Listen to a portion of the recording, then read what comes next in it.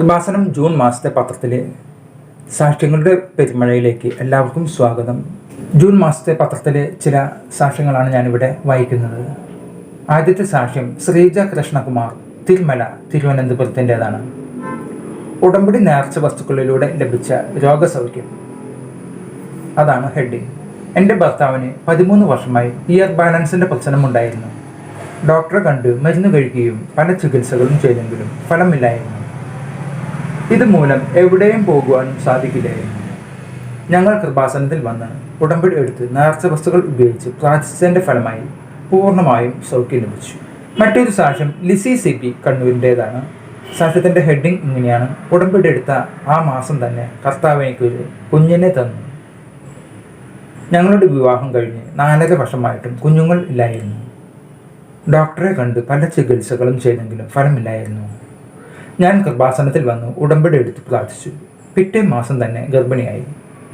Scan ചെയ്തപ്പോൾ പല കുഴപ്പങ്ങളും പറഞ്ഞുവെങ്കിലും ഉടമ്പടി നേർച്ച വസ്തുക്കൾ ഉപയോഗിച്ച് പ്രാർത്ഥിച്ചതിൻ്റെ ഫലമായി യാതൊരു കുഴപ്പം കൂടാതെ ഒരു കുഞ്ഞിനെ നൽകി പരിശുദ്ധ അമ്മ അനുഗ്രഹിച്ചു.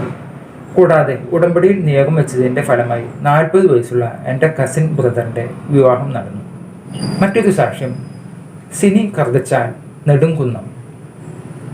സാക്ഷ്യത്തിൻ്റെ ഹെഡിങ് ഇങ്ങനെയാണ്: ഉടമ്പടി എൻ്റെ ഭർത്താവിനെ പുതിയ മനുഷ്യനാക്കി മാറ്റി.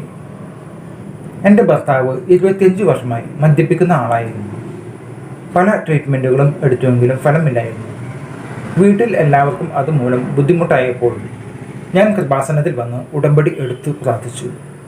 ഉടമ്പടി എടുത്ത് വീട്ടിൽ ചെന്നപ്പോൾ വിശ്വാസവും പ്രാർത്ഥനയും തീരെ ഇല്ലാത്ത ഭർത്താവ് ഉടമ്പടി തിരി എടുത്ത് വലിച്ചെറിഞ്ഞു. കോവിഡ് കാലത്ത് ജോലി നഷ്ടപ്പെട്ട് ഭർത്താവ് നാട്ടിൽ പോരുകയും വീട്ടിൽ ഒരാഴ്ചയോളം മദ്യപിച്ചുകൊണ്ടിരുന്നു. പിറ്റേ ദിവസം ഭർത്താവിനെയും കൊണ്ട് കൃപാസനത്തിൽ വന്ന് ബഹുമാനപ്പെട്ട ജോസഫ് അച്ഛനെ കണ്ടു. അച്ഛൻ പ്രാർത്ഥിച്ച് കുറച്ച് ദിവസം കഴിഞ്ഞ് സ്വഭാവത്തിൽ മാറ്റം വരികയും മദ്യപാനം പൂർണ്ണമായും നിർത്തുകയും ചെയ്തു എന്നുള്ള അത്യത്ഭുതകരമായ ഒരു സാക്ഷ്യമാണ് സിനിയുടേത്. മറ്റൊരു സാക്ഷ്യം തോമസ് മാത്യു, മുംബൈയുടേതാണ്. സാക്ഷ്യത്തിൻ്റെ ഹെഡിങ് ഇങ്ങനെയാണ്: 7 വർഷമായി മക്കളില്ല. വെഞ്ചരിച്ച ഉപ്പ് ഉപയോഗിച്ചപ്പോൾ സംഭവിച്ചത്. ഞങ്ങളുടെ വിവാഹം കഴിഞ്ഞ് 7 വർഷമായിട്ടും കുട്ടികൾ ഇല്ലായിരുന്നു. പല ഡോക്ടർമാരെയും കണ്ടെങ്കിലും ഫലമില്ലായിരുന്നു. എൻ്റെ മദർ ഇൻ ലോ കൃപാസനത്തിൽ വന്ന് ഉടമ്പടി എടുത്ത് പ്രാർത്ഥിക്കുകയും വെഞ്ചരിച്ച ഉപ്പ് ഞങ്ങൾക്ക് തരികയും അത് ഉപയോഗിക്കുകയും ചെയ്തതിൻ്റെ ഫലമായി 2 മാസത്തിനുള്ളിൽ ഭാര്യ ഗർഭിണിയാവുകയും 2 കുട്ടികളെ നൽകി അനുഗ്രഹിക്കുകയും ചെയ്തു എന്നുള്ള അത്ഭുതകരമായ ഒരു സാക്ഷ്യമാണ് തോമസ് മാത്യുവിൻ്റേത്. മറ്റൊരു സാക്ഷ്യം ലിസി സെബാസ്റ്റ്യൻ, പറങ്കി മാലിൽ ഹൗസ്, കോതമംഗലത്തിൻ്റേതാണ്. സാക്ഷ്യത്തിൻ്റെ ഹെഡിങ് ഓട്ടോ ഇമ്മ്യൂൺ എൻസെഫലൈറ്റിസ്, ഉടമ്പടിയിലൂടെ സുഖപ്പെട്ട സാക്ഷ്യം.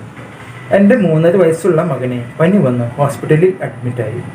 ടെസ്റ്റ് ചെയ്തപ്പോൾ ഓട്ടോ ഇമ്മ്യൂൺ എൻസെഫലൈറ്റിസ് ആണെന്ന് പറഞ്ഞു. മറ്റൊരു ഹോസ്പിറ്റലിൽ ICUവിൽ ആക്കി.